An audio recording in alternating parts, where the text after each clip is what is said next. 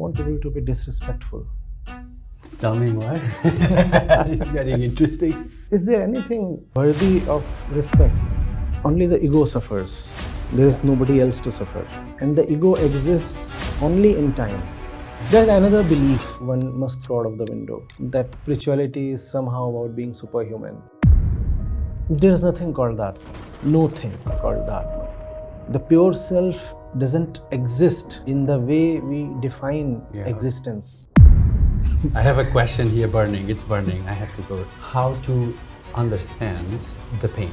Is there pain when you're asleep? If you can see how dependent you are on the environment, then the pain becomes a joke. What is the deep desire that this flimsy desire is trying to fulfill? You fulfill your desires, but do your desires ever fulfill you? Whether I'm disclosing a human frailty or whether I just don't want to be hypocritical, but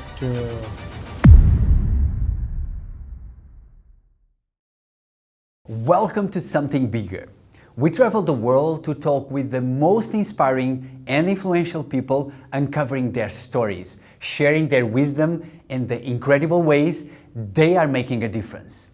We want to help you to dream bigger, to live a more exciting life and grow. So make sure to hit that subscribe button and I commit to bring you even better content. Now, get ready to dive into this incredible episode with Acharya Prashant ji.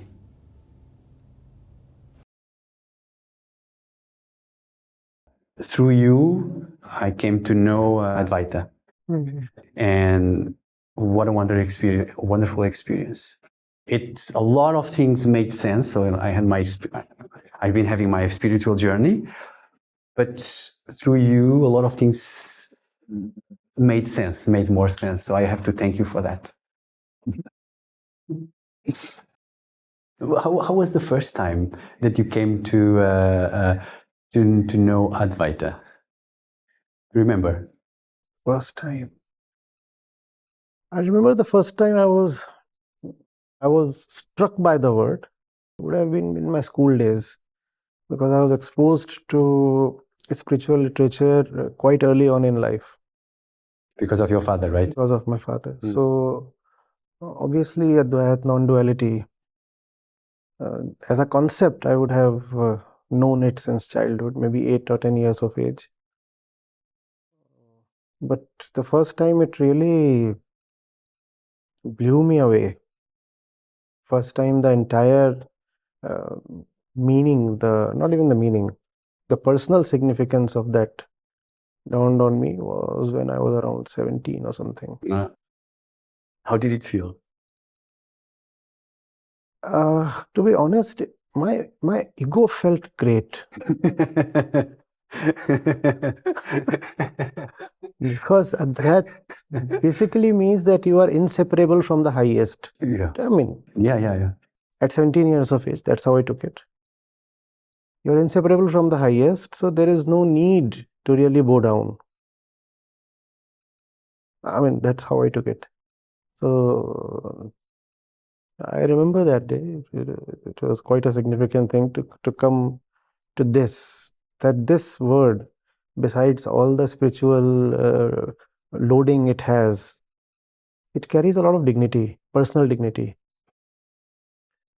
So in a crude way, I would say it massages the ego. But actually, it is a message of dignity.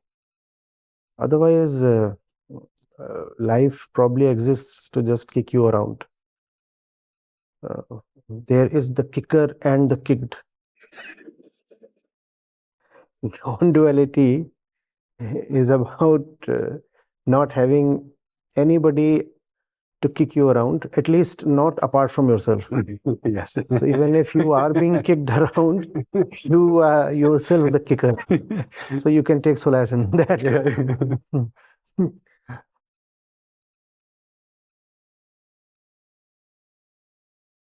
It's a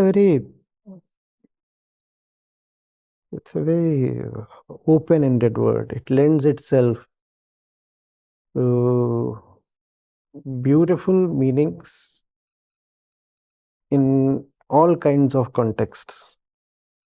If I am ever able to make a compilation of the various meanings, definitions, interpretations I've given to this word, Advaita, over the years, over 1.5 decade now, uh, it would be a collection in diversity. It would be a compendium of opposites. Advait can mean this. It can also mean the exact opposite of this. So that way, it's something that just it's something like space. You can place anything in it. Mm-hmm. Yeah.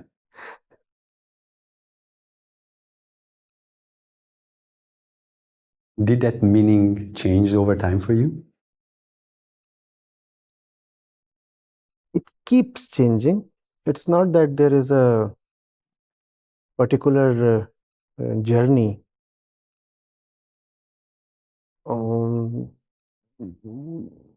Depending on the necessity, depending on the context, newer meanings, more useful meanings keep arising.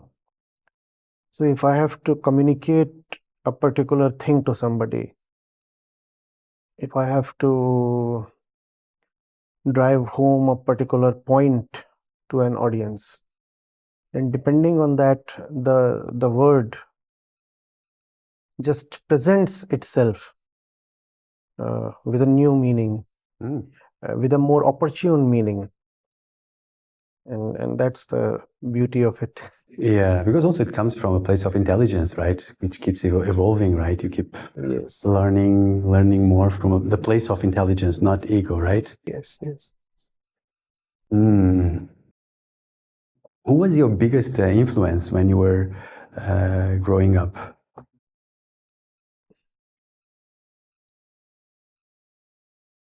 I imbibe from all places. It's difficult to pinpoint a particular person or a particular direction. The thing with me is that I can be greatly committed to the one book that I am reading right now, or the one author or sage I'm listening to right now, without forgetting the ones I've been with earlier. So I can have parallel loyalties. It becomes very difficult to say who is the one particular person. When I'm with an author, and when I use the word author, it's in a broad sense. Even sages are authors, philosophers are authors, and you have authors of all kinds. Authorship in its broader meaning. So for example, yesterday I purchased around a dozen or more books in Hindi, and I went through a couple of them in the evening, in the night, even this morning. And when I'm reading, to me, this one is the greatest one. So if you ask me who is the one particular author you are most committed to, that can be answered, but the answer won't have the same meaning as the question asks for. So Saint Kabir,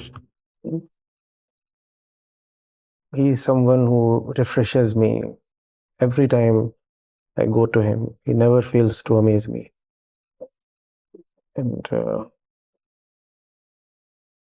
his verses, again, depending on the requirement of the moment, they keep assuming newer meanings, more useful meanings.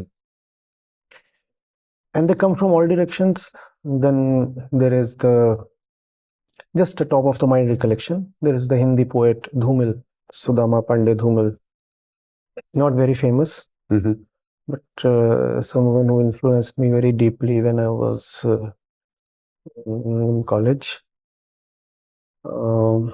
I'll be forgetting a lot of names, but that doesn't mean that I owe any less to them. There are just so many of them.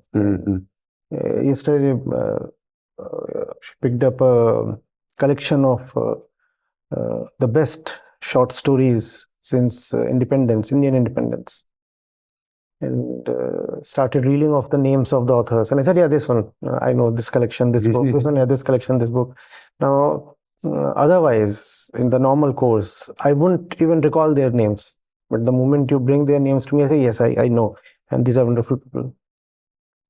The Upanishads, we don't know the exact names of their authors.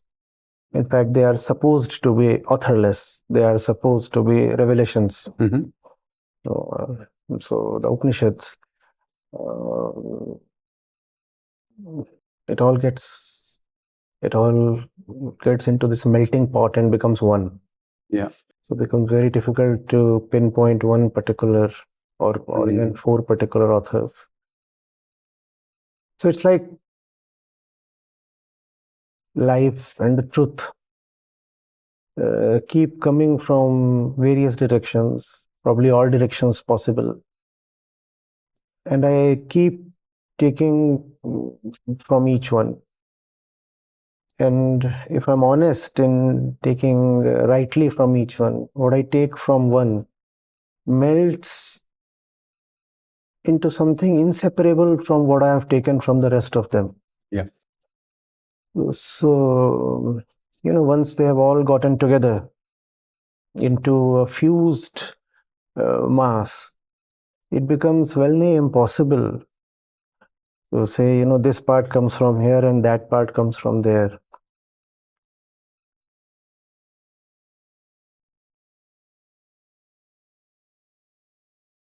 It's so strange. When I was with Julius Caesar or Macbeth, that was a time I was growing up, Shakespeare, and because these were tales that related to kings and battles and princes and ambitions, there were stretches of long months and I was fascinated by them. Satirists, social commentaries, I loved them all. I just keep picking up books and going through them and forgetting the precise details. But what I love what you said is about, for you, you are so present. That's the moment. That's it. That's you are reading now. It's just, that's what matters. And that's what you've been doing all over your life, through all the big people that came to your life and gave you something and you took it. And I love what you said. Yeah. And something that to be honest, something that I really admire about yourself is your presence. When you're always so present. It is something that I really admire. And of course, it's also what you teach, but we can see that. I can see that. And now I'm just here. I can see that even now. It's almost like asking, I speak at least 15 days a month, just to the people who are my regular audience, regular students. In addition to that, there are other discussions and sessions, and sometimes it actually totals up to 30 days a month. So many times actually. It's like asking me which of these sessions is your favorite. It's impossible for me to tell which of these is my favorite. Yeah. In fact, I don't even remember what I have said in. I really don't remember. So these books, they contain what I have spoken over the years. And if accidentally someone comes up with a copy and shows to me, and if suppose that person does not tell me it's my own work, there's a fair chance I might not realize that this is what I have spoken. It's so good. In fact, it's almost certain that I will not realize that this is my own work. Did it happen to you? It happens very frequently. Very frequently. In fact, it's at times embarrassing. She looks after the book's work and would sometimes show me a particular passage and just forget to disclose the name of the author, thinking that it is commonsensical that I know who is the author. So she would show it to me and I'll say, wow, fantastic. I mean, brilliantly articulated. And this is super creative. I've never read someone express it this way. And then I would be told, so these are your own words. It would be awkward, very awkward. Super.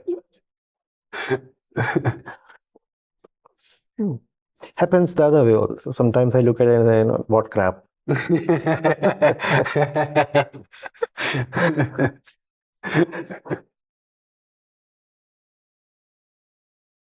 You've been, talking a lot. What is something that you truly believe, but that not many people agree with you?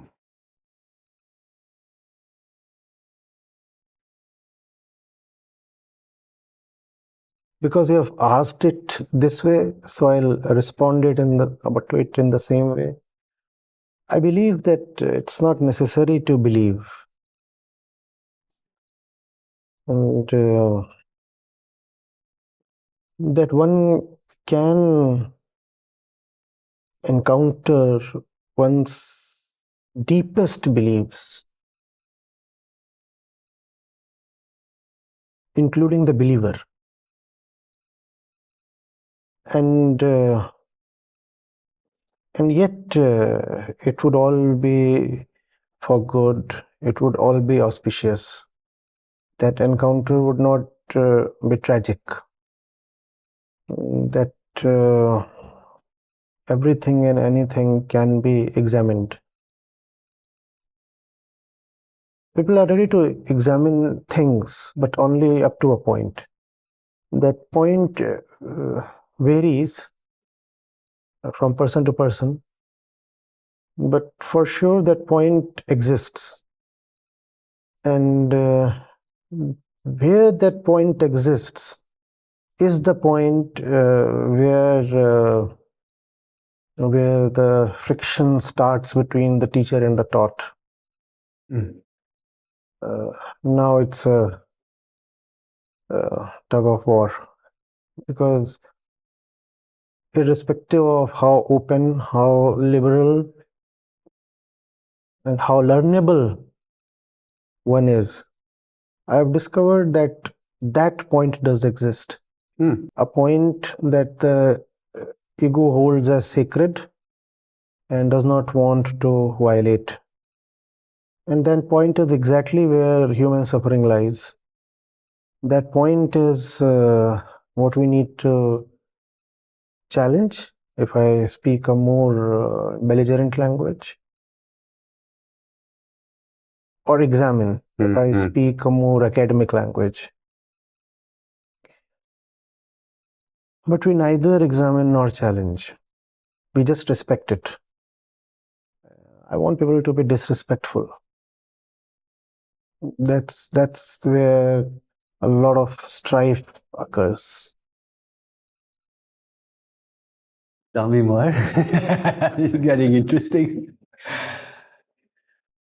Is there anything worthy of respect? Anything. I mean, I could have made it easier for you by saying, is there anything worthy of respect except the truth? But the moment I make an exception available to you, you will hop onto the exception and load it with all your prejudices that you want to preserve. And you will say, yes, of course. Yeah. The truth is worth respecting, and all my prejudices, they are the truth. So they are worth respecting. Yeah. So therefore, I'm not even talking of an exception here. Not even the truth must be an exception. everything should be available to be disrespected. And by respect, I mean the kind of obeisance that we offer, the kind of servility that we offer to fear, to tradition, to ignorance, to what we call as common sense. Mm. You know? But such a thing is wonderful, isn't not obvious? This obviousness needs to be disrespected. In the external world of examination, in the scientific method,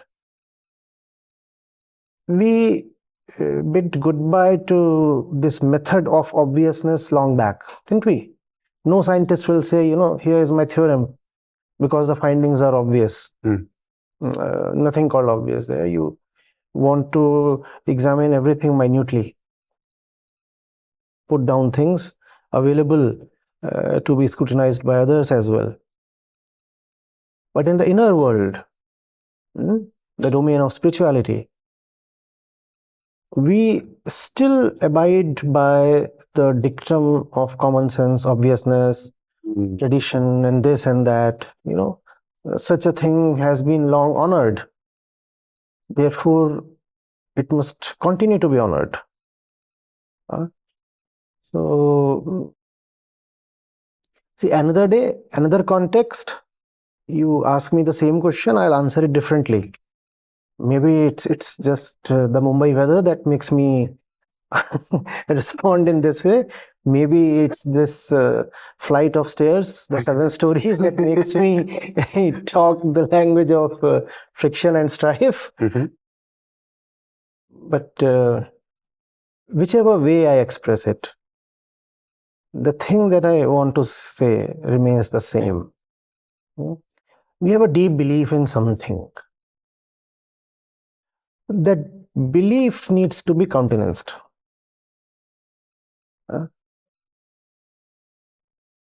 And because I'm in that business, therefore I see that there is an end point for everybody. There is a Lakshman Rekha. You know Lakshman Rekha, right? Yeah. A line that cannot be violated, comes from the mythology of the epic Ramayana. So there is this line, this boundary that the ego does not want to cross. Within that boundary, all kinds of good things you can talk to the ego. Nice, yes, wonderful. There's that.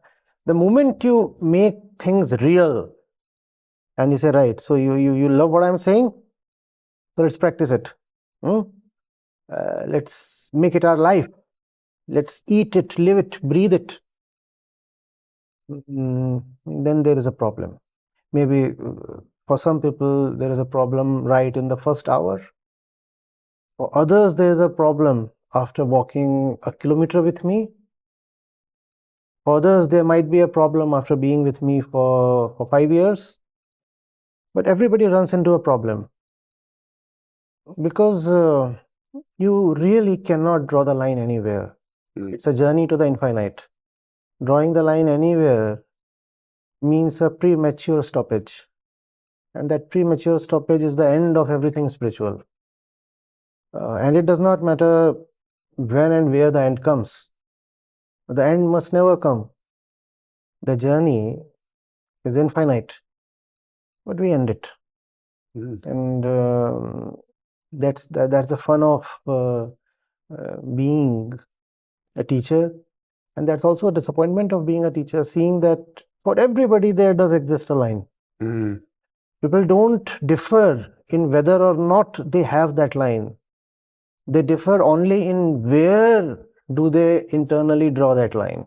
Wow.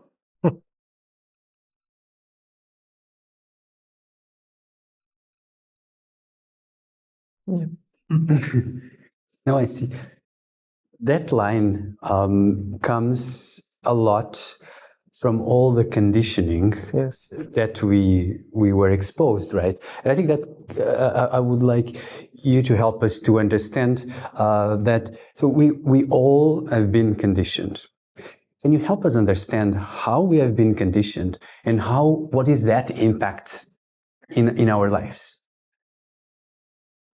See, the moment you say, I have been conditioned, there is already a belief here that without conditioning, you do exist. Okay. When, for example, if I say, I have been dirtied, I have been dirtied, I have been blemished. Look at what the assumption is. The assumption is, had I not been dirtied, I would have existed in a pure form. That's the assumption. Yeah, yeah. And I think that itself is the beginning of conditioning. To assume that any kind of I exists sans conditioning. When does conditioning start? When we start. Our birth is not the birth of the person. It's conditioning itself that takes birth. So, this mass of flesh and bones and blood is itself a conditioned mass, and not only is it conditioned, like everything material, it is susceptible to react further and get further conditioned. Like anything in the material world, even the most inert of substances or elements are not purely non-reactive. You leave anything by itself for a sufficiently long period of time, and you will find it has reacted with something or the other and has changed form. In other words, it has received imprints of the environment. Yeah. So that's conditioning. This body that takes birth is actually a product of a chemical reaction inside the mother's womb.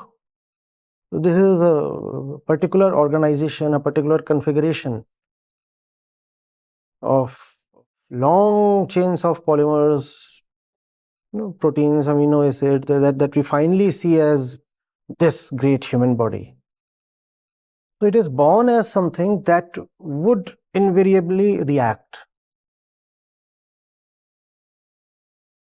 Because we cannot precisely chemically describe how those chemical reactions take place. Therefore, the field of psychology is born. We say somebody influenced me psychologically, right? Yeah. The fact is, there is nothing called a psychological imprint or impression. It's just chemical. But that chemical reaction will be hard to describe because it's a very long-winded reaction, you see. You're saying something. It's causing a chemical effect on my entire body. My brain, my neurons, everything here is being impacted by what you're saying. It's something very material, very chemical. And we can have equations to depict what is exactly going on. But it would require probably a supercomputer to do that, given the complexity of the interaction. So we just say there is a psychological impact, and that psychological impact we call as conditioning. Conditioning by society, by media, by education, by family, by peers, by religion, by tradition, all those things. So it's all very elemental, it's all very material. And we are born as a material, and any material exists to react, to get conditioned. And that's what happens to the human being as well, continuously. Very interesting in this story is the thing called consciousness. If we are all born material and with a tendency to react, And in the field of spirituality and psychology, that reaction is called as conditioning. This chemical reaction that is called as conditioning. I see. Yeah. Yeah. Then what is this thing called consciousness? Yeah. I see. Yeah, consciousness is not conscious at all. Consciousness is nothing. I'll revert to the very old view. It's just a form of matter. There's nothing otherworldly or transcendental about it. Consciousness, as we know it, as we experience it, is all material. But the ego thing, that's super special. The I sense, it wants to believe that it is not material. It wants to believe that inside the material body there is something special. Yeah. Yeah. So I never say I am the hand. I say my hand, Yeah. as if somebody beyond the hand exists somewhere here. Yeah. Yeah. That's the ego. So to accept that there is just the hand and the liver and the kidney and the rest of it.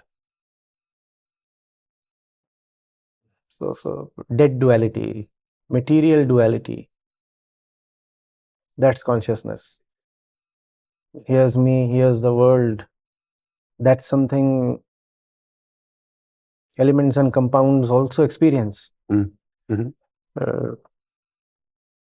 Does your mobile phone not experience the signals coming from the towers? Does the iron piece not experience the field of the magnet? So that's duality, and that's what human consciousness is about. I am there and this one is there. The iron piece saying I am there and the magnet is there. So again, there is this exchange of influence between the two. That's consciousness. Mm. Consciousness itself then is a form of conditioning. What do you mean? Is there consciousness without conditioning? Is there the world? Is there otherness without conditioning? Is there even the self without conditioning? Therefore, is there consciousness if there is not a conditioned consciousness? Mm.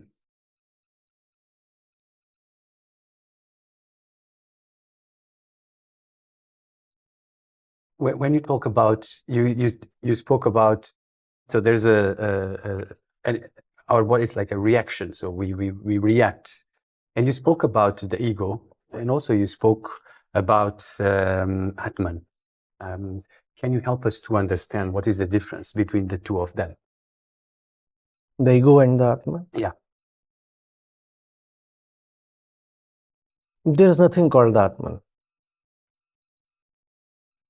No thing called the Atman. The pure self doesn't exist in the way we define existence. Yeah. If you exist and I exist, then the pure self, Atman, doesn't exist. Mm. If this mug and this tumbler, if they exist, then the Atman doesn't exist. I see. If existence is a word that denotes this, and that, then Atman does not exist. That is Atman,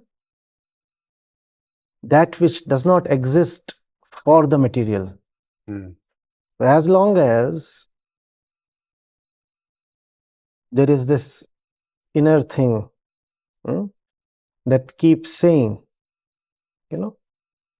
I am in the field of material, but just related to the material, Atman cannot exist. Look at the duplicacy of the ego. It does not want to totally dissociate itself from the material. Yeah. Neither does it want to accept that it is purely material.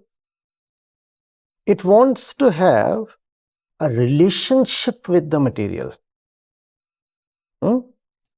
My body. It does not say, I am the body. Nobody says, I am the body. You say, my body is aching. My coat, my watch, my thoughts, my deeds, my kids, my country, my wealth. So, neither am I someone who has nothing to do with the body, wealth, country, kids, nor I am the country, kids, wealth itself. I belong to the plane of the material.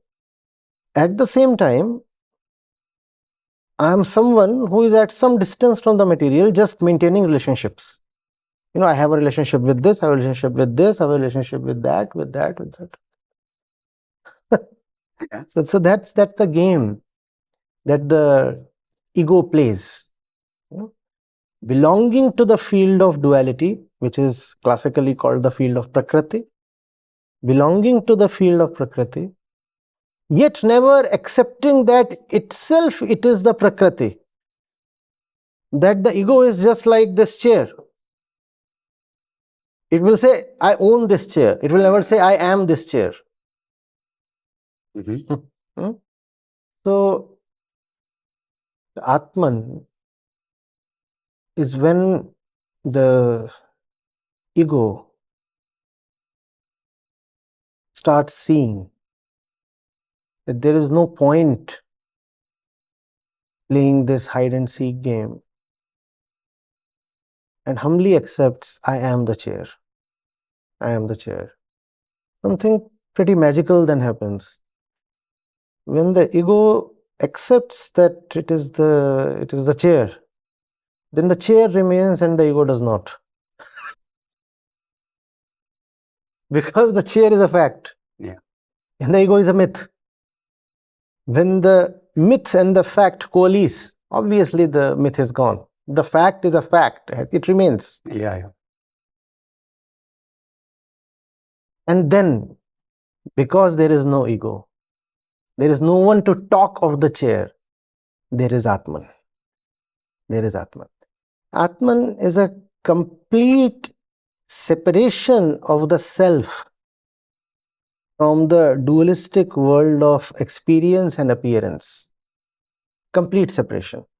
As long as I am somebody who has relationships here, relationships in terms of identities. I own this. Yeah. I give birth to that. I got birth from there. My religion comes from there, such things. As long as there is a relationship of identities here, Atman is not possible, because we have to remember, if this exists, then that does not. Yeah. We have to,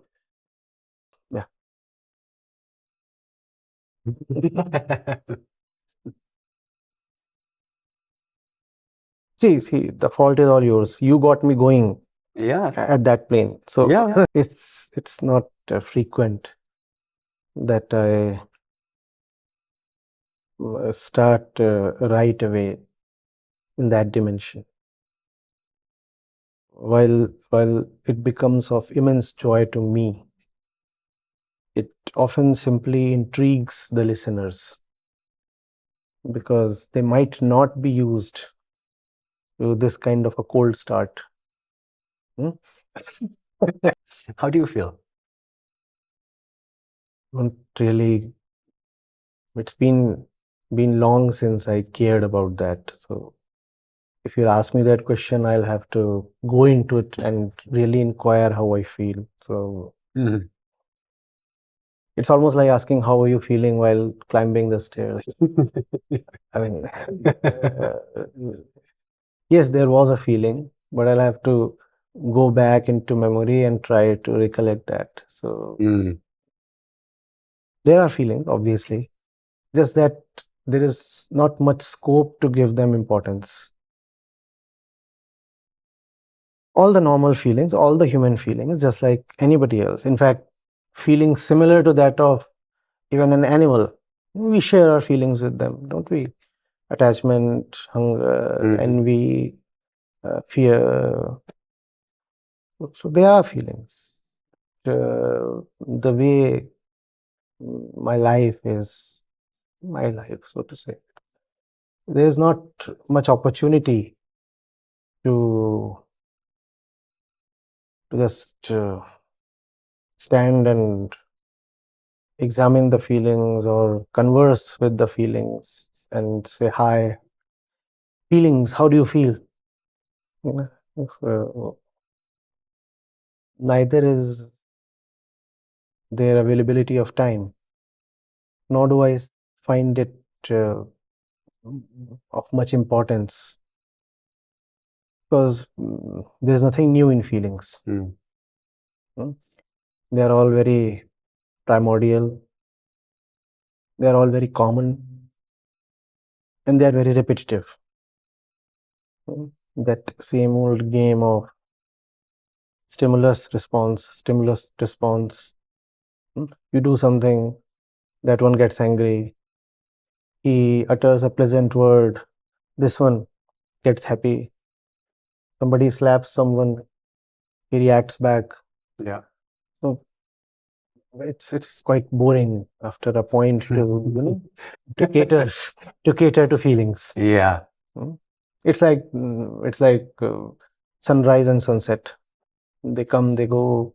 It's a routine thing.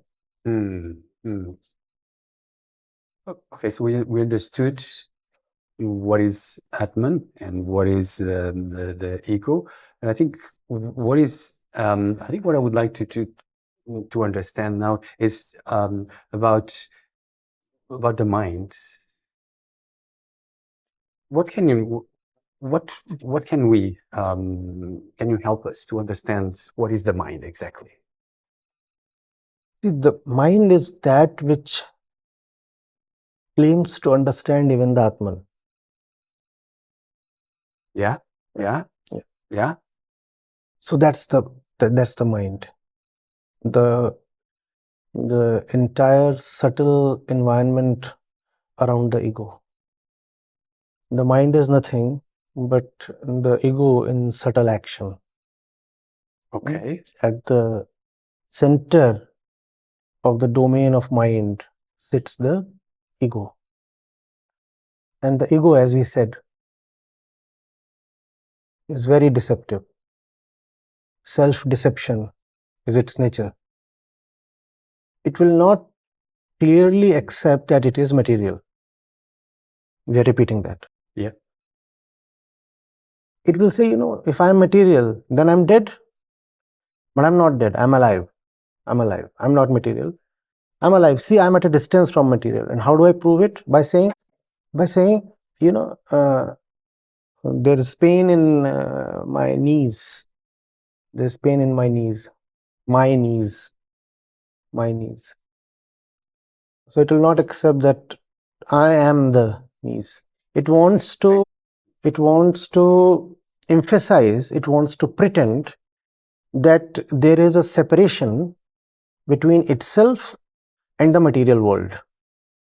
Yeah. So it will say, I'm separate, I'm not that, I'm separate. If someone in fact tells you that you are nothing but your body, your thoughts, your intestines, your liver, and all this, then one might even feel offended. One likes to say, I am a seer of all this, or I am an owner of all this, or I am a knower of all this. I don't want to accept that I am this. Step by step, we are investigating the matter of ego and Atman and these things. So the ego is saying, I am not this, but it is lying. Because even if it is not the body, it is existentially dependent on the body. Have you ever seen ego without body? So that's the game that the ego plays. The ego wants to convey to everybody and to itself. Self-deception, we said its nature. It wants to convey that I am not the dead world of material Prakriti. I'm not that. I'm separate. Why does it want to emphasize that it's separate? Because if it is separate from the Prakriti, then it's the real thing. Then it's Atman. Yeah. So the ego wants to pretend and to claim that it is the Atman. But it wants to claim that it's the Atman while remaining existentially dependent on Prakriti. Yeah. Right? I'm a father. Now I'm dependent on the kid for being a father. I'm wealthy. I'm dependent on my wealth for being wealthy. Yeah. I am knowledgeable. I'm dependent on my memory for being knowledgeable. I'm a man. I'm a woman. I depend on my body to call myself that. And this dependence is not really volitional. This dependence, we are saying, is existential, in the sense that the ego cannot exist without depending. And if you cannot exist without Prakriti, are you the Prakriti or not? Prakriti is this, the material world. Yeah. If you cannot even exist without all this, how do you claim that you are anything separate from this? You're not separate. Yeah. But you want to claim that separation so that you can claim that you are Atman itself. Yeah. You're Atman itself. Yeah. You getting? Yeah, I'm getting. Yeah. So that's the ego. The one that has the claim to being the truth while really being the biggest fraud, the biggest falseness. That's the ego. And the subtle relationships with the prakritic objects, the material objects that the ego has, they constitute the mind. So the mind, you could say, is the locality or the settlement around the ego. I am the ego. I am the ego. I stand like the linchpin here, linchpin. And then I have a relationship with this, so this one is settled here. Our relationship with that one is settled here. And with 40 things I have relationships, and all those things are settled around me. This settlement around me, with me at the center, is called the mind. So almost pictorially you could say the ego is this, something here, just for depiction's sake. Something here, and around the ego is the mind.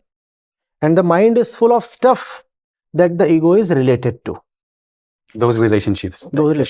So if I'm related to this mug, this mug will exist not only in a gross form here, it will exist in a subtle form here. Here. If I'm related to that camera exists in a gross form there, but in a subtle form here. And the collection of all these objects over here that the ego is related to is called mind. So the mind is a collection of relationships. The relationships vary in nature. It's not that the ego has the same relationship with everybody. There are relationships in everybody's life, for example, that you want to advertise to the entire world, don't you? You know, I am related to the Prime Minister of the country. And you put up a big photograph here. No? Right in your visitor. Somebody walks in and says, he's related to the Prime Minister. Then probably you are also related to a prostitute. And you don't want to demonstrate that relationship. You want to suppress that relationship. But there is a relationship. So all kinds of relationships exist here. All kinds of relationships. And depending on your conditioning, you want to highlight some relationships. You want to suppress some relationships. You want to amplify certain relationships. You want to get rid of certain relationships. But even if you want to get rid of something, it does exist in your mind. Does it not? So that's the mind, your entire inner universe. Not everything in the external universe exists in the inner universe. And it is not even the external universe that matters to you. It is the inner universe that matters. There are so many things in the external universe, infinite number of things in the external universe. Do they matter to you? They don't. At this particular moment, there might be a gigantic volcanic explosion on Jupiter planet. Does it matter to us? It does not. No. But even if there is the small spark somewhere here, it will matter to us a lot, won't it? Huh? Yeah. So, and that would then enter the mind. So the mind is you could say an active, dynamic repository of relationships. Whatever is happening to the ego finds a place in the mind. All the concepts, all beliefs, all this, all that, all that enables the ego to somehow survive. That is the mind. The ego cannot survive without the mind. Yeah, because the ego is always dependent on relationship. Therefore, you cannot have a mindless ego. It's an impossibility. Yeah. And if this impossibility can be attained, it's called liberation. Yeah. Moksha. Yeah. That you could call either as an egoless mind or a mindless ego. Both are much the same. Both are much the same. Yeah. Yeah. So that's liberation. Yeah. And that liberation is what you can call as the Atman, the pure self. क्या बात है. Love it. Love it.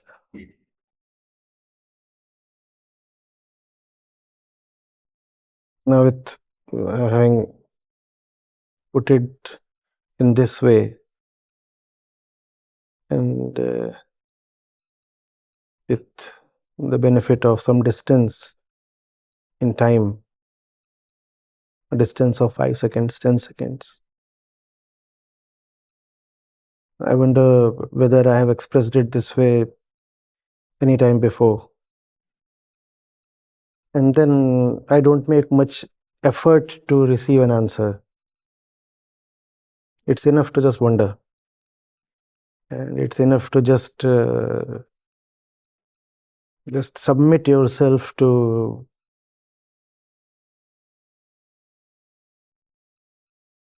being some kind of a hollow vehicle.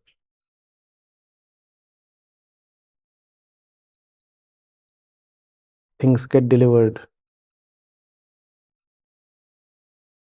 It's not the job of the vehicle to wonder too much about the sender and the receiver.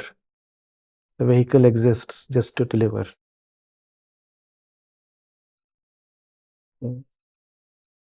We deliver without adding or subtracting. We do not like lunch delivery boys who have already eaten a bit of our lunch.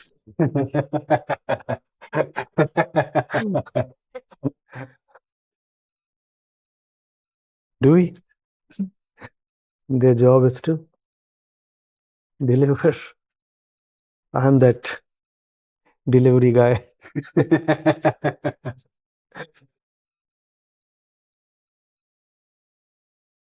I don't know to whom you place your request.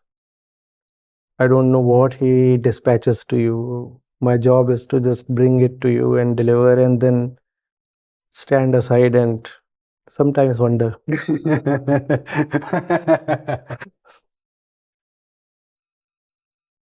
And then be reminded that there is not much time to wonder because there are a few more parcels waiting to be delivered.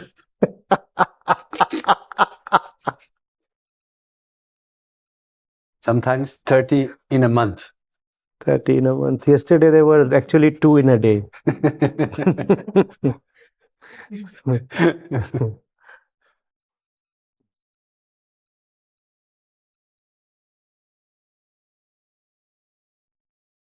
There are days when I strongly feel like resigning from this job. Seriously. Yeah.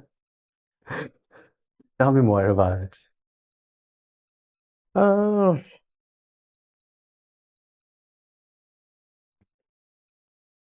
What do I say?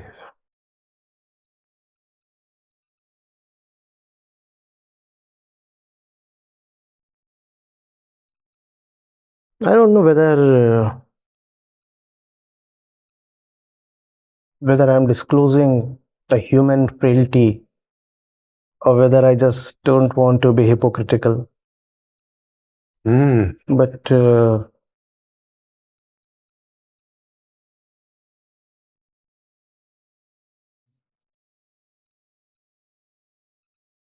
the Buddha, he once talked of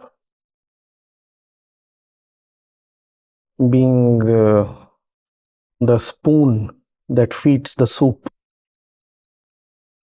And he said you should meditate on whether the spoon gets to taste the soup.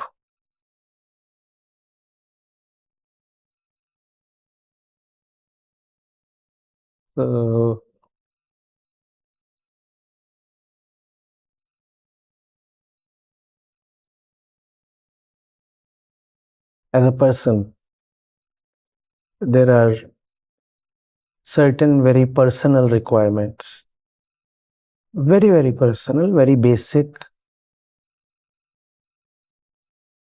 Enough sleep, as basic as that. Decent food, especially when you are on the wrong side of the 40s. Basic external silence.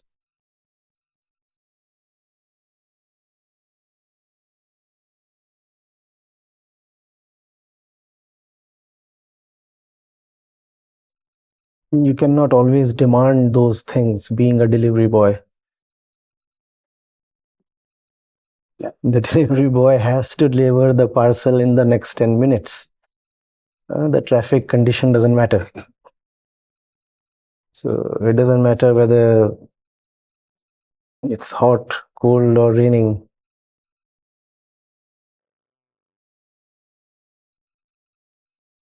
But then these are such elementary things that one cannot talk too much about them. One feels like disregarding them and moving on. Why? See, those things will anyway take over one day. I talked of sleep. One day anyway you will get to have uninterrupted sleep. So, as long as you have time to keep delivering stuff, yes, it does irritate, it does annoy, but you keep doing those things. Would it be better if I say I'm beyond the body and I'm the realized one and therefore these mundane things do not matter to me at all? Huh?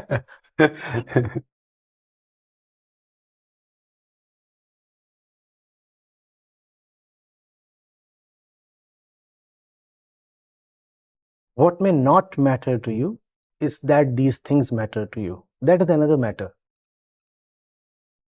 Okay. But one has to first of all humbly acknowledge that these things matter.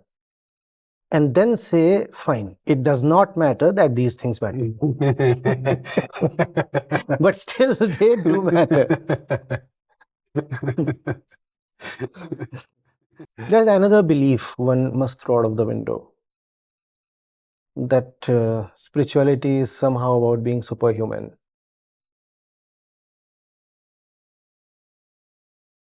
Yeah. Keep going. Yeah. Yeah. And all the fantasies and all the myths.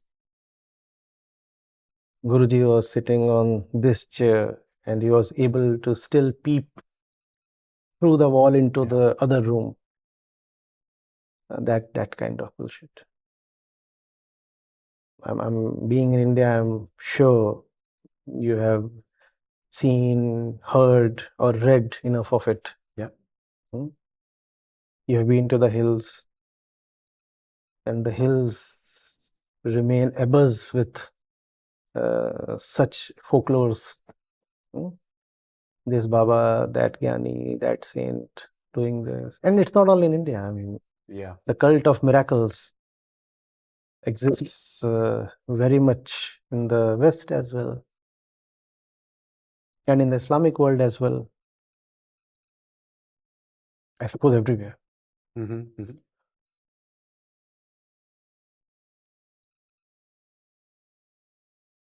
The biggest miracle is the simplicity of it all. The biggest miracle then is to accept that it's all very simple. There is nothing metaphysical about it. There is just this bare, naked physicality that you need to come to terms with.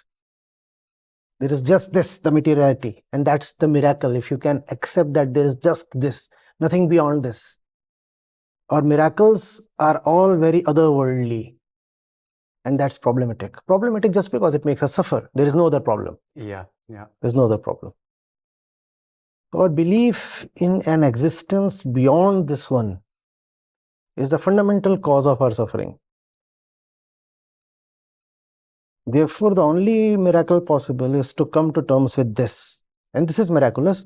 This is well-nigh miraculous. It's not easy to see that the world of fantastic ideas that we have, divine, metaphysical, and this and that, not only in the theistic mind, but even more so in the atheistic mind,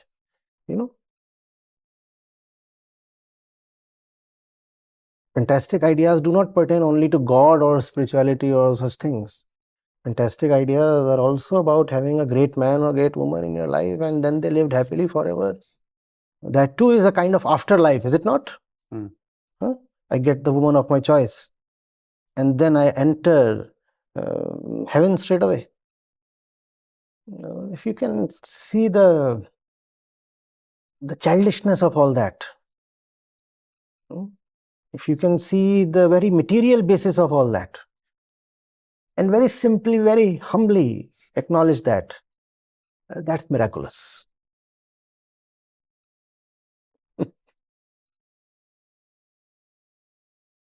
Someone wants to enter hell, someone wants to enter heaven, someone wants to enter a fantastic valley for meditation, someone wants to enter the Silicon Valley. All fantastic thoughts of afterlife.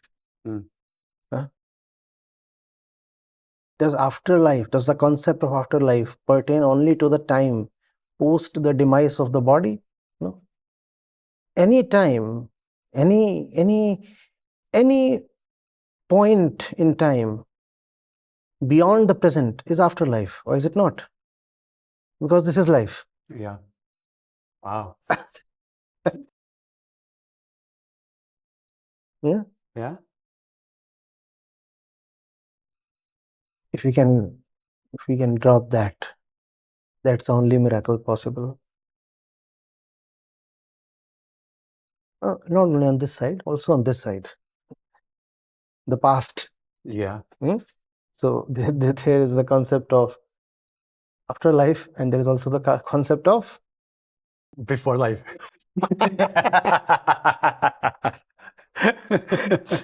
just as there is the future and there is the past. Much the same. The miracle is to see that this is all that there is. Wow. And that's that's what you say, that's the cause of suffering, right? The main cause of suffering. Only the ego suffers. There is nobody else to suffer. And the ego exists only in time. Yeah. And time is future or past. Therefore, where there is a future, where there is a past, there is the ego. And where there is the ego, there would be suffering. Yeah. Yeah. You can suffer only if you have time to suffer. Yeah. Yeah. Yeah. Yeah? So don't have time. Don't have time. Time is a concept. If you believe in that concept, you'll suffer. Don't have time.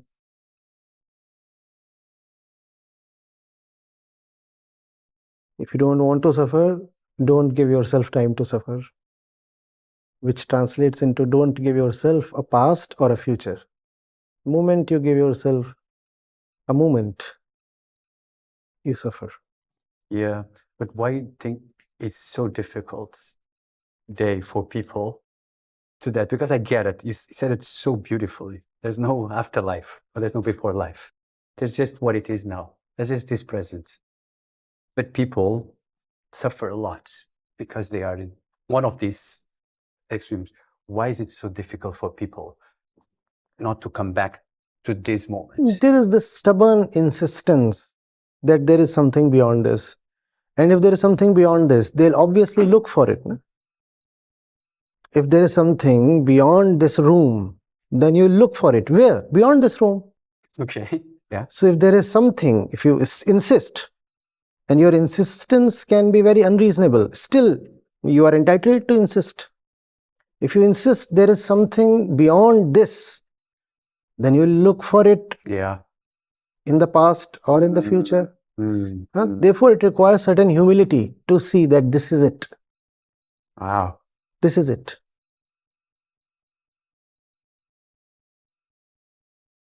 And if you are so sure that there is something beyond this, you know, the mind is so fertile and so self-deceptive. Yeah. It will create something beyond this. And by creation, I mean imagination here. In the entire universe, maybe only this room exists. It's possible. But if you hate what's going on here, Yeah. then you will imagine that there is one room to the left of this and another to the right. That's the past life, that's the next life. Whereas there is only this room. And there is no cause for hatred because the room is indifferent to everything. There is nothing in the room that is lovable and there is nothing in the room that deserves hatred. But you hate the room because you have concepts. You have concepts that the room must not be painted blue. And it is painted blue and black and all these things. So therefore you hate the room. You hate the room, so it becomes obligatory on you to imagine that other rooms do exist. There are no other rooms. This is the only room that you have. And don't hate it. Wow. Don't love it either. Yeah. Just accept it. Yeah. Yeah. So it starts with the imagination that there's more. There's other rooms, but what matters is just if you believe and you accept there's only this room. The imagination is not the first thing. The first thing is the concept that there is goodness in a particular state of objects.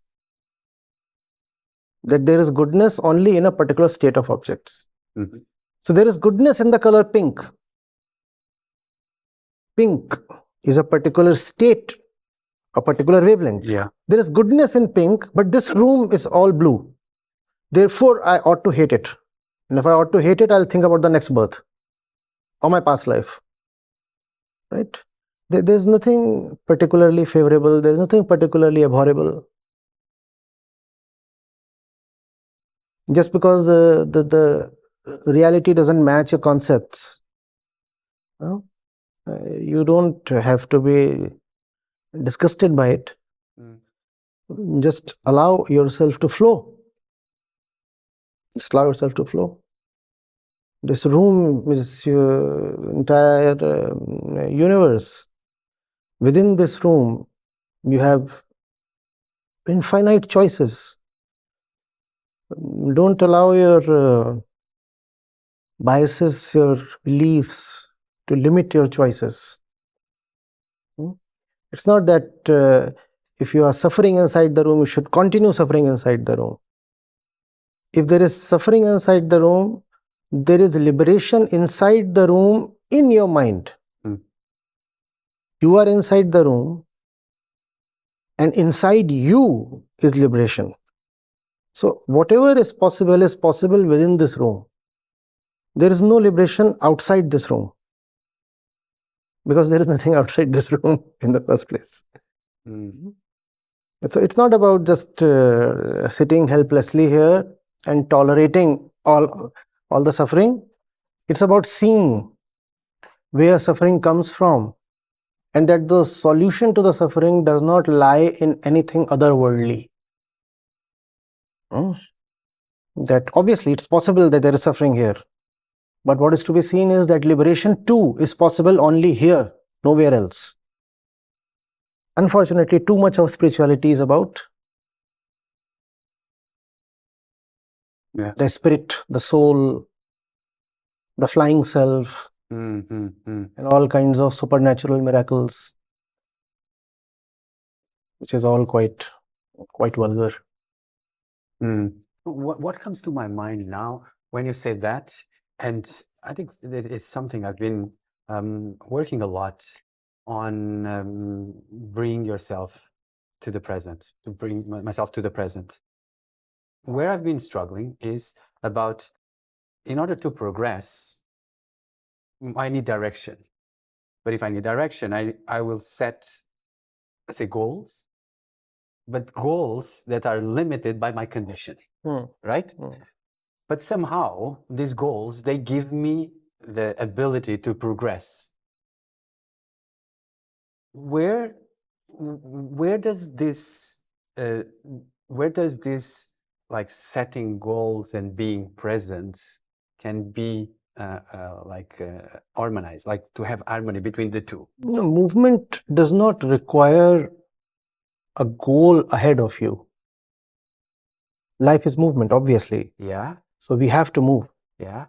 That movement does not require a goal ahead of you. Okay. It requires you to have a vision inside of you. Please see, I'll return to the basics. Why do you need to move in the first place? You need to move in the first place because there is not something absolutely right here.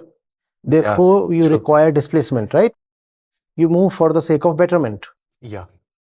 Yeah, exactly. So that's why movement is needed. Yes. If you are absolutely home, if you are absolutely all right where you are, then no movement is needed. Yeah. So movement arises from what is wrong at the place where you are. Yeah. Right? Yeah.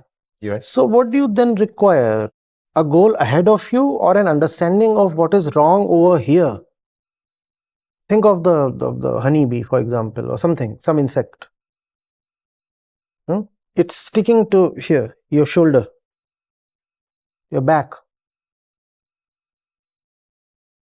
You can't look at it, but it's stinging. You must have done something really nasty to it. So otherwise they don't do that. So it's here. And you aren't wearing much. So your clothes don't protect you. And it's stinging and you can't see.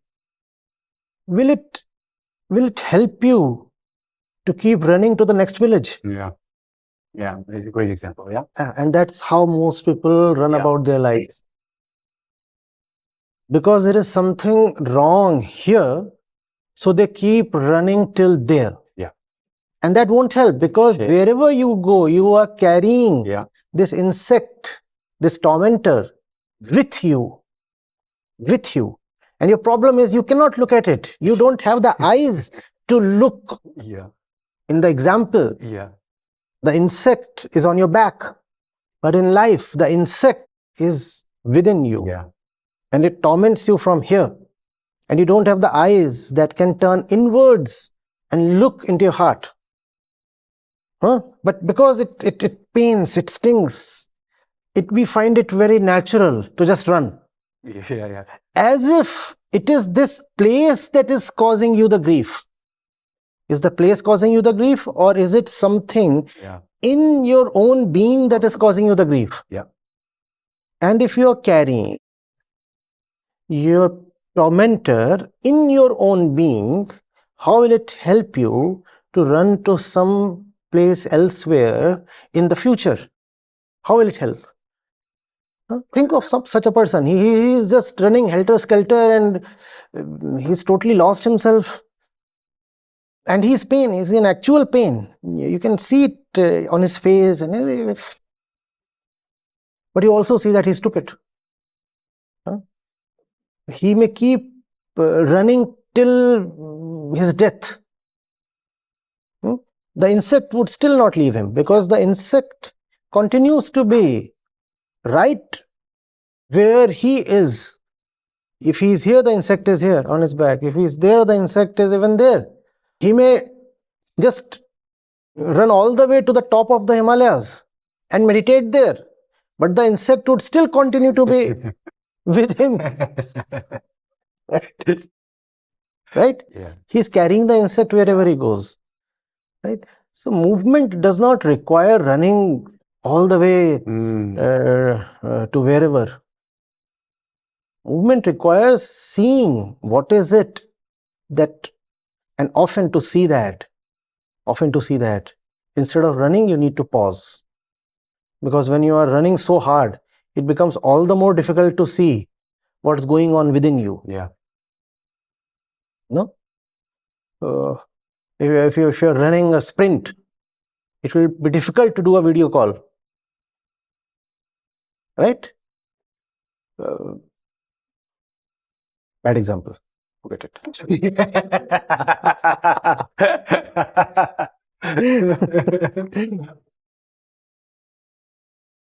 10 points for the efforts. I mean, that really honors me.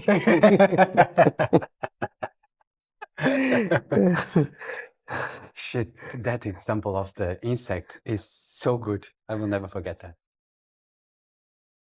As well as And then every time that happens, it leaves me feeling a little more pathetic about myself. Where did that come from?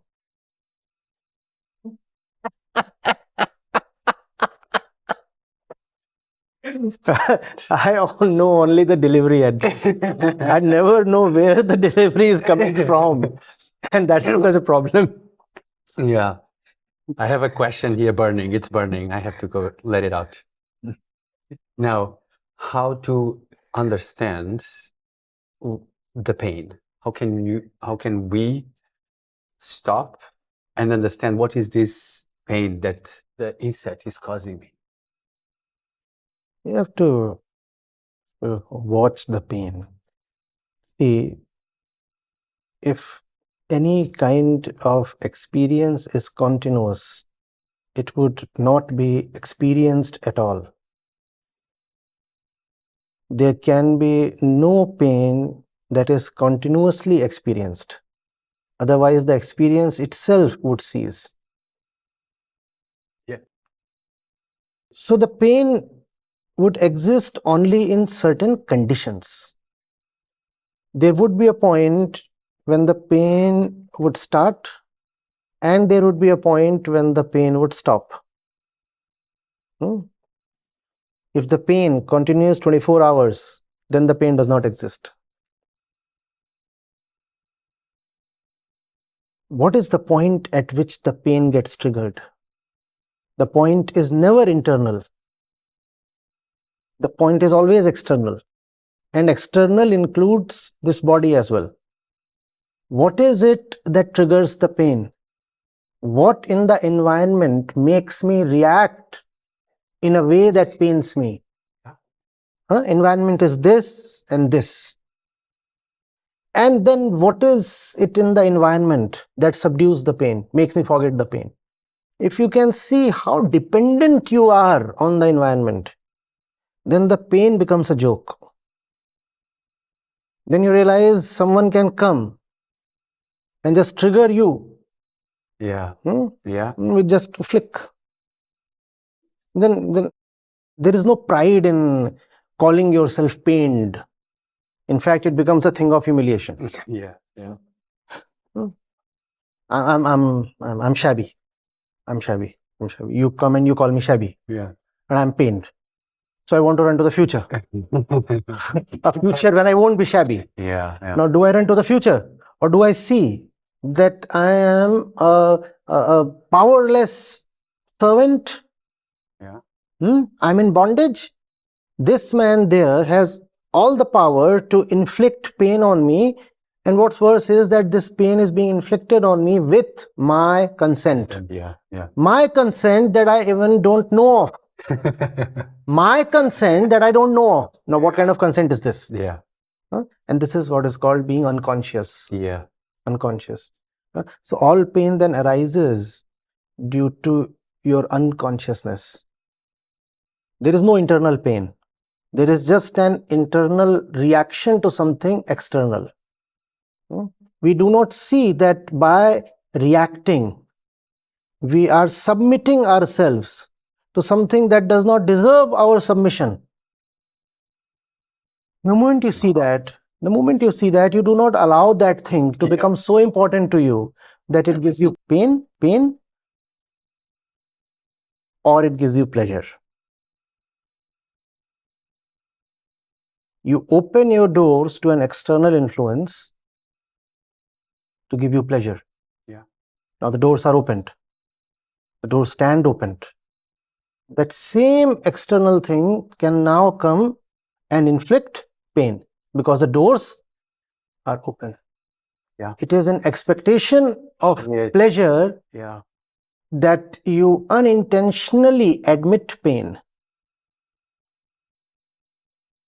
But be it pain or pleasure, you are being a will-less servant, a choiceless servant to somebody worthless, to something quite worthless.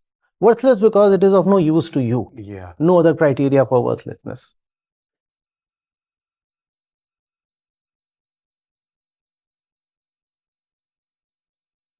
Is there pain when you are asleep?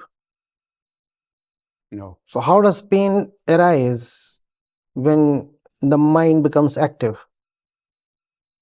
What is the mind? We said mind is a collection, some kind of assortment of objects that the ego relates to, right? So then where does the pain come from? When the mind is asleep, there is no pain.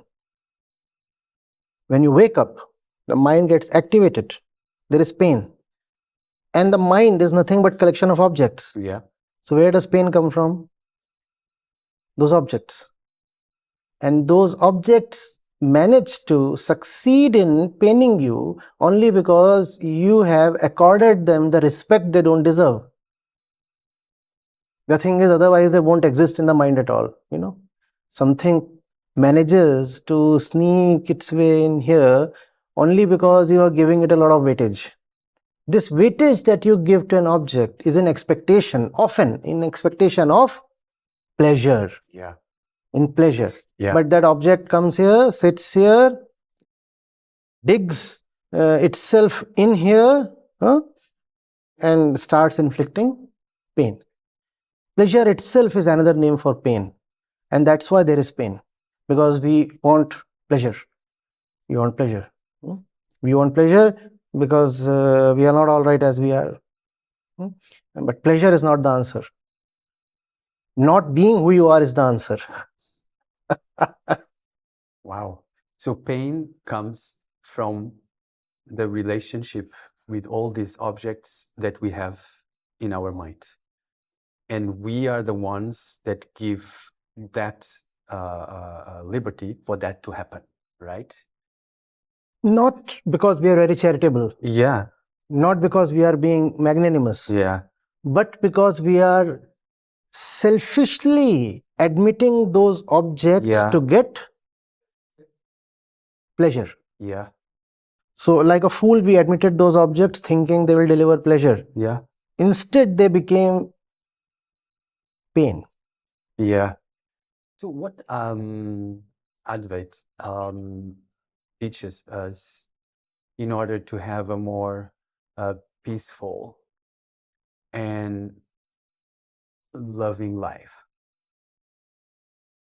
Advaita would say, do not bother whether your life is peaceful, loving, unloving, those things. It's not your life at all. Why bother? Okay, fair. Yeah. Let life be. What is life? This and that, and Prakriti, dead duality. Let it continue the way it has to. Why are you so bothered? And when you're not bothered, then again, magically, life attains a certain harmony. A harmony beyond your designs or plans or desires. But the first thing is to not to impose a thought out, ideated, design on life. Yeah. Life is like the jungles of Amazon. You don't have to do anything special to keep the jungles healthy, right? Yeah. Yeah. The river there knows what to do, the animals there know what to do, the trees there know what to do. There is just unthinkable biodiversity. It's an entire ecosystem, and every single large or small part of that ecosystem knows what to do. You don't have to do anything special. Advaita is a hands-off approach. Let the jungle be. And then there is music in the winds. And then the river sings.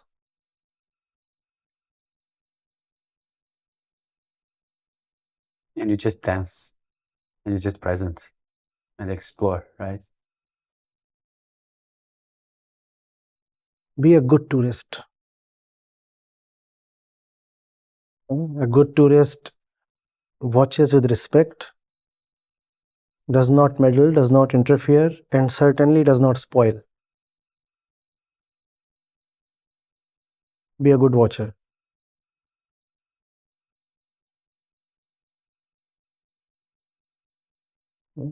Be an eternal tourist who has come not to stay but to watch. So he is eternal, but at the same time he builds no home. He is eternally present, but never to stay, never to populate, never to become a part, just to watch. And that is what the Atman is. An eternal watcher.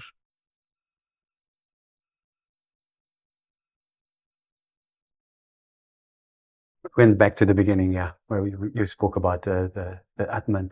I think a concept that you spoke in your book, so you spoke now about the eternal, a concept which I found fascinating, but I'm not sure if I understood it really well,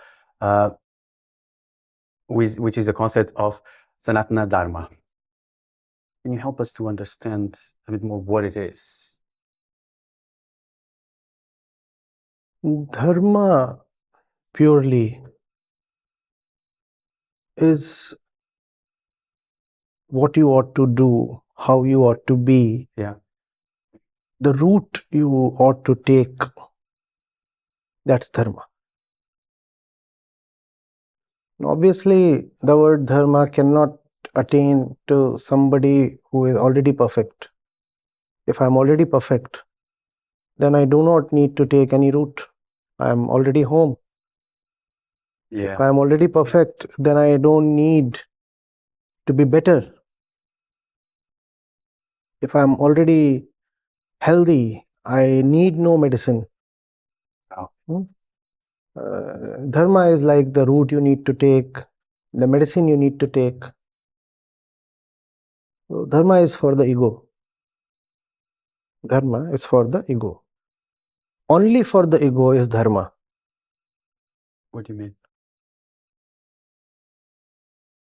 Dharma is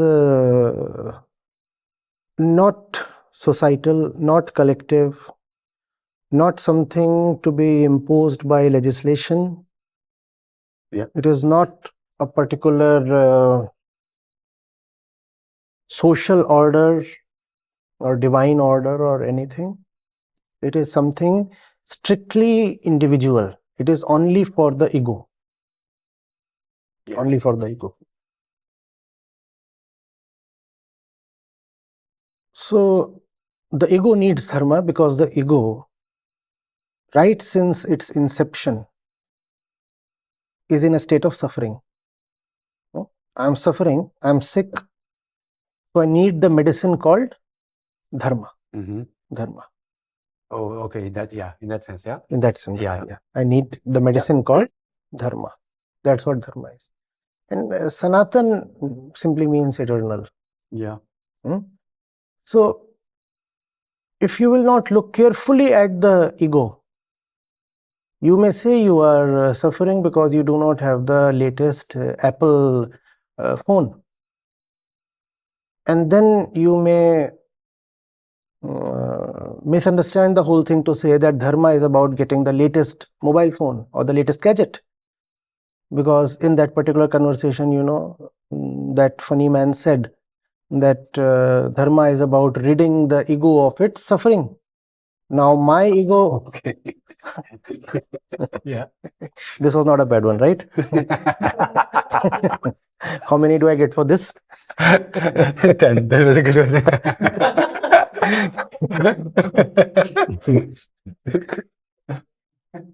So if you do not look deeply enough at your suffering, then you may take a superficial view and say, yes, dharma is about ridding the ego of suffering, and I am suffering because I don't have that new gadget. So let me go and get that gadget. Therefore, dharma has been clarified and qualified with Sanatan, which means that dharma will pertain only to the eternal suffering of the ego. Now, I get. Now the iPhone is not eternal. Yeah. Right? So then your craving for the phone it does not come in the purview of dharma. It comes in the purview of your normal flimsy desires. Exactly. Right? Yeah. But there is something that you have been eternally wanting. You have been wanting it today. Your father too wanted it. Your grandparents wanted it. Someone who lived 2000 years before Christ, he wanted it. Someone who lived 50,000 years back, he wanted it. You want it. I want it. She wants it. He wants it. If we colonize other planets, even the people there, they want it. So it has to be universal and eternal.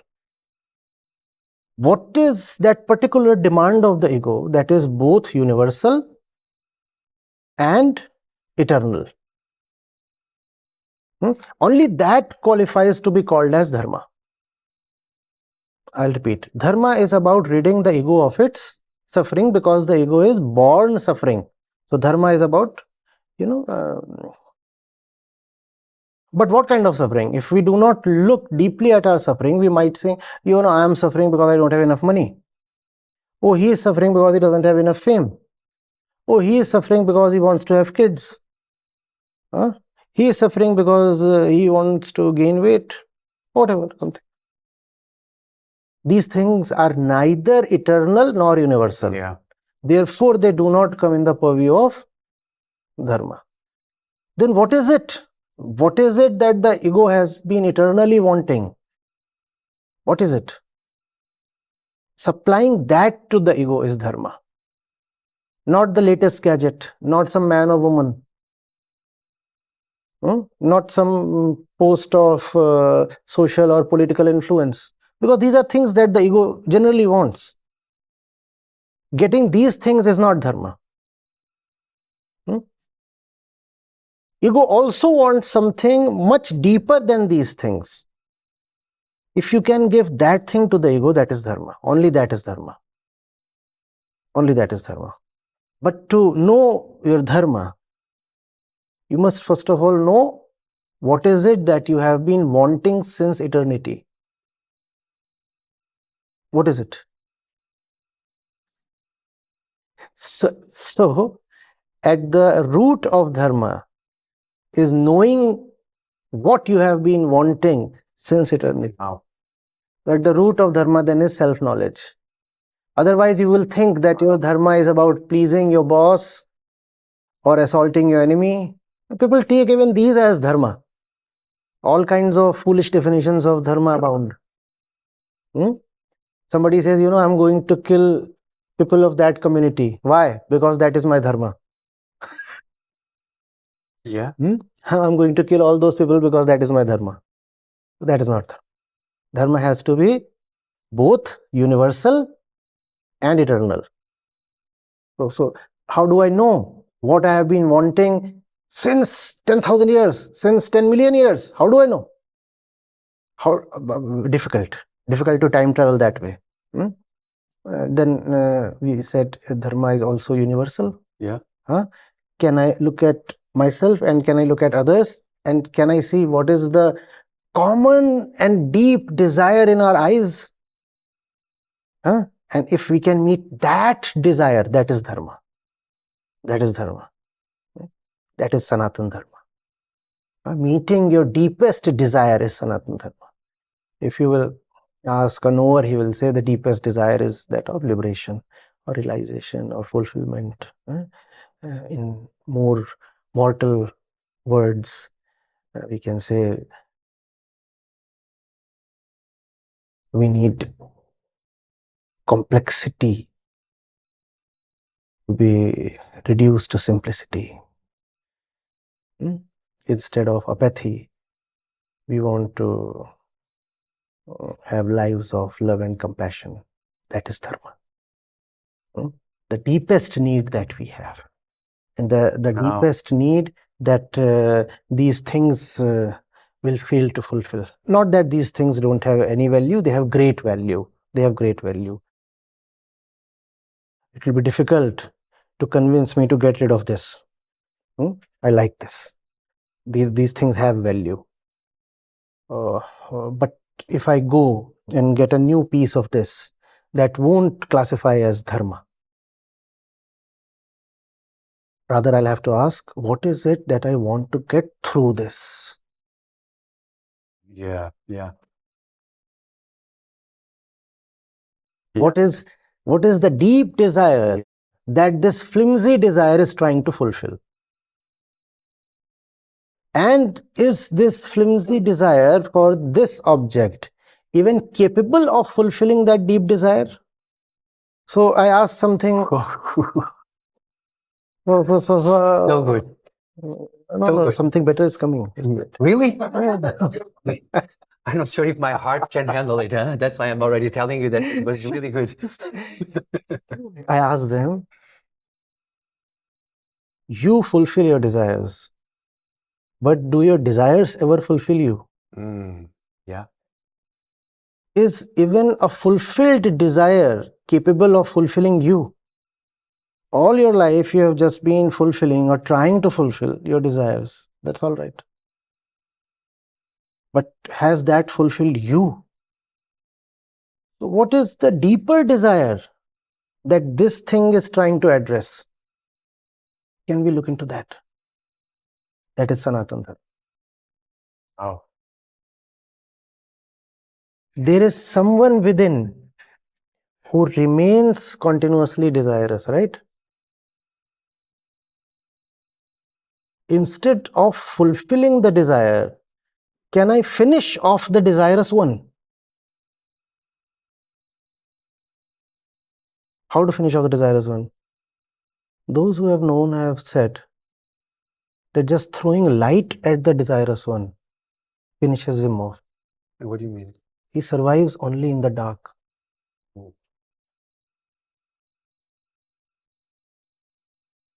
As long as he survives, know this, know this, know this, know this, nothing of this will ever suffice. Throw light at the one who desires, and he's gone. That doesn't mean that desires are gone. Desires will continue without the desirous one. Yeah. For example, you don't have to have an ego to want food. Are you getting it? Yeah. You don't have to have an ego to love. So things that are toxic will be taken out of your system because the very source they were originating from, that's gone. The moment you eliminate it, it's gone. That's Sanatana Dharma. Self-knowledge, throwing light on the source of all trouble. And the light is sufficient. You throw light on it and it's gone. And I think today what the biggest problem is that people are looking at the thing, as you said, they're looking at the thing. not at the desire that drives wanting the thing. Yes. Right? Yes. And that's why people are lost, right? Because people want this. There is a vague instinct that if I get this new thing, maybe this would help. And because we are desperate to somehow be healed, therefore we try anything that even vaguely promises to heal. Even if the thing makes no promise, we still want to try it. Yeah. We're so desperate. So, unless you know what your real demand is, you will be spending yourself, your life, your energy, your resources, your whatever, your savings of all kinds, buying useless objects, thinking that you desire them. Many a times you will succeed in getting those objects. Sometimes those objects might be so expensive, the desire might remain unfulfilled. But mostly, given the way the world is now, more prosperous, more powerful, more, what should I say, more capable in terms of buying, we are getting. We can bring all those things to our life and still stand very disappointed. Those things don't prove to be of much avail.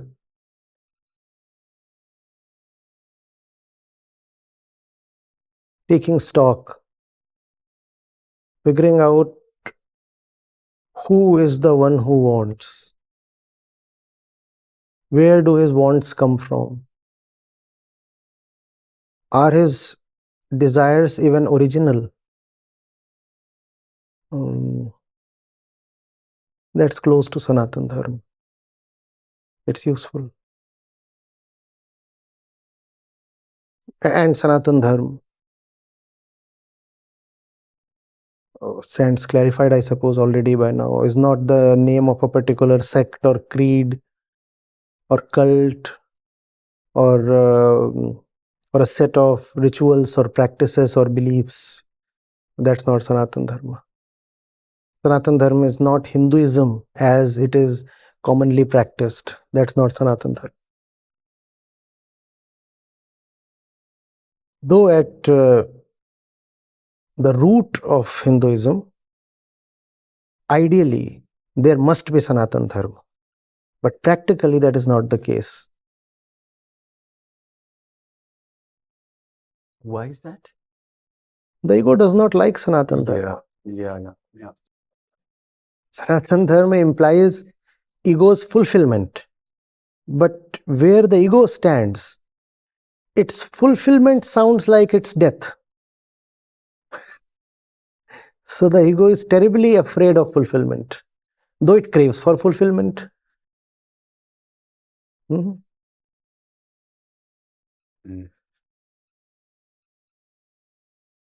if we go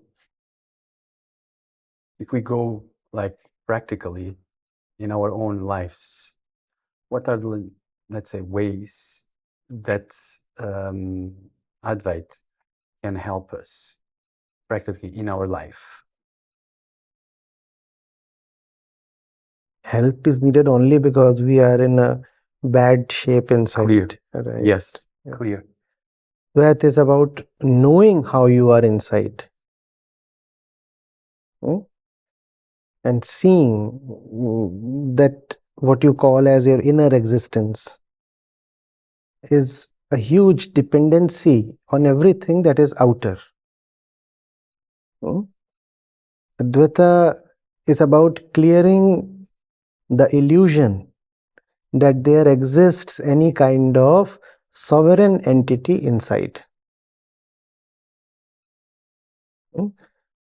So, because what exists inside is just a function of the outside. So the de facto realization is that there is nobody real inside to suffer. And that's the help.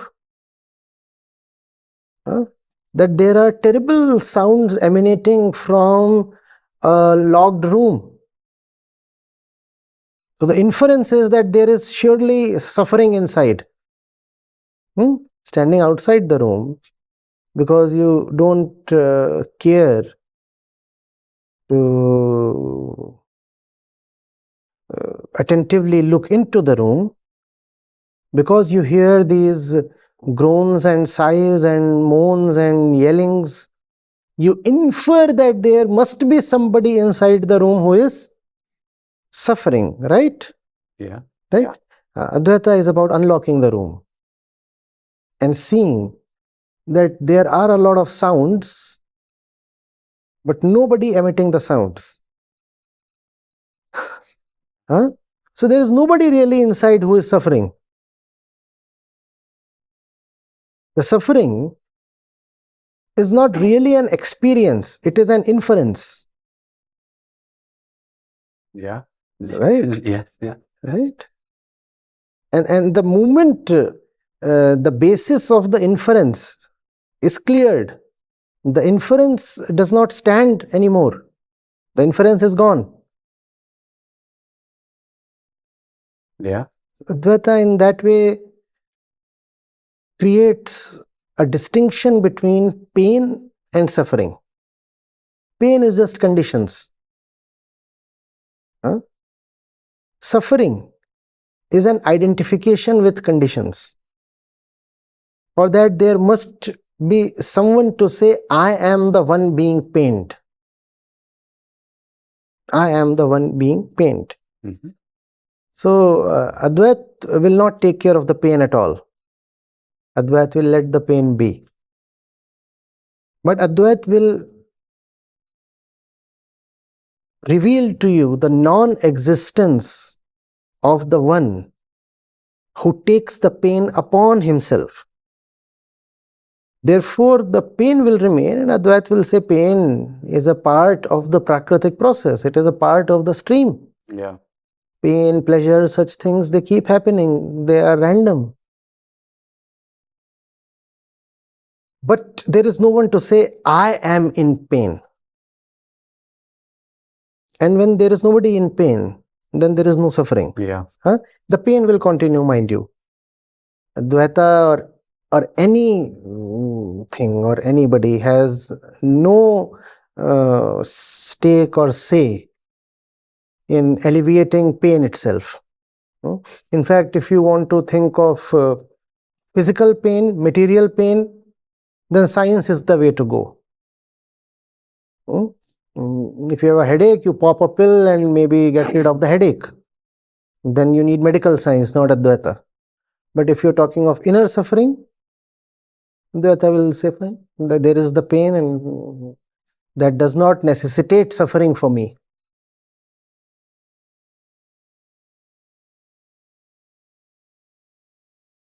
Can I look at my pain again like that eternal tourist? Touch me not. Do not mess with the animals. It is their place, not yours. Mm. Here are the animals.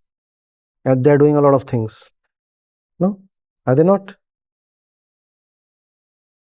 As a tourist, you sometimes do get to see the lion hunting the deer, don't you? Mm-hmm. You don't go and interfere, do you? You're not supposed to. Exactly. Yeah. Several tourists probably try to, but you're not supposed to. So there is an incidence of pain there. But even that you are just supposed to watch. Somebody is getting killed and you're watching because you are a visitor. You are a witness. You are not supposed to participate. It's between the lion and the deer. It's not between you and the lion and the deer. You stay away. That's Advaita. The lion and the deer are two poles of duality. They are Prakriti. Let them play their game. You are the watcher. Just watch. A good representation of Advaita would be a pair of binoculars. Like a tourist, you are just supposed to watch, not have a gun to shoot the lion. So pain, watch it. Pleasure, watch it. Yeah. Well, it's not about curbing pain or subduing pleasure. In the name of spirituality, we often do both. Spiritual people are often quite afraid of pleasure. They are more afraid of pleasure than pain sometimes. Have you not seen that? Yeah. Hmm? So, that's why it's important to crack jokes, even if they are bad jokes, And to laugh about the bad jokes. and to laugh out the bad jokes, and to be pampered with a 10 on 10 stills. Uh, it continues, you see.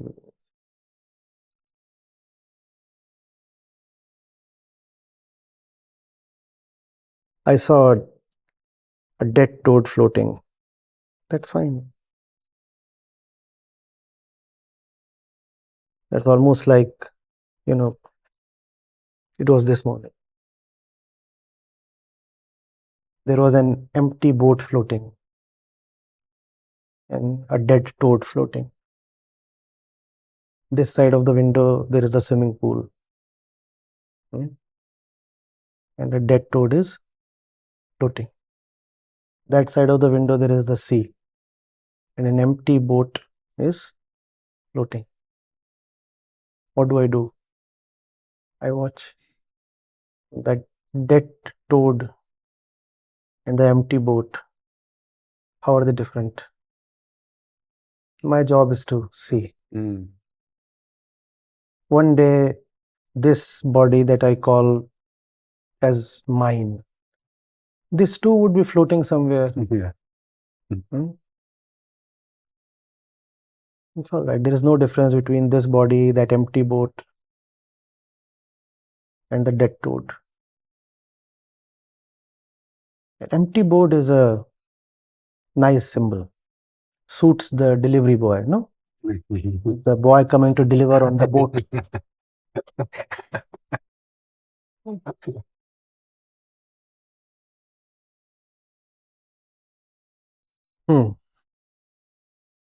Refreshed or exhausted?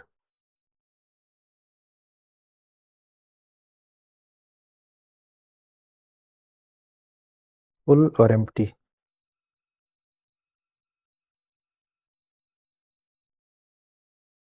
What is in your mind right now?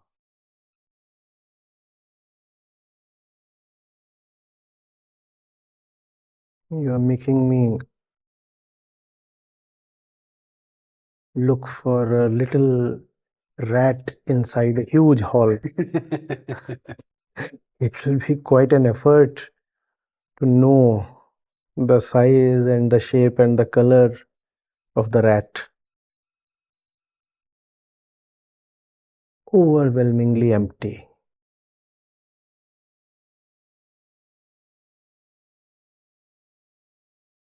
With a faint sense of time, maybe. With a marginal idea of this room, the persons here. Mostly nothing.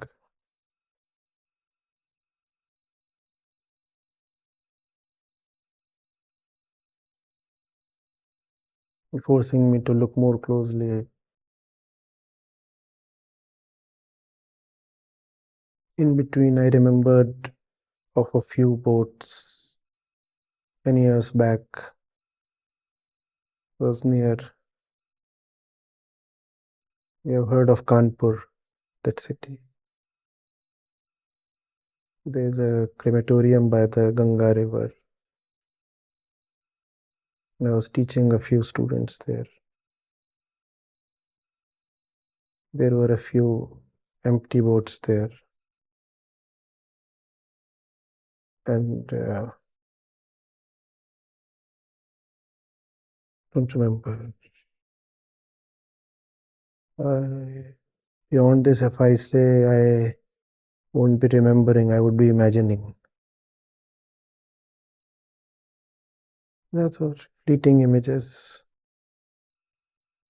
Not too many. Mostly empty. Anything you all want to chip in with? No, I think to be honest, this was, I don't know, I don't have words. During this conversation, I think I felt what is Advait, and even what happened now. It's about being that tourist that observes. And I really, really enjoyed this conversation. Thank you so much Welcome. for coming.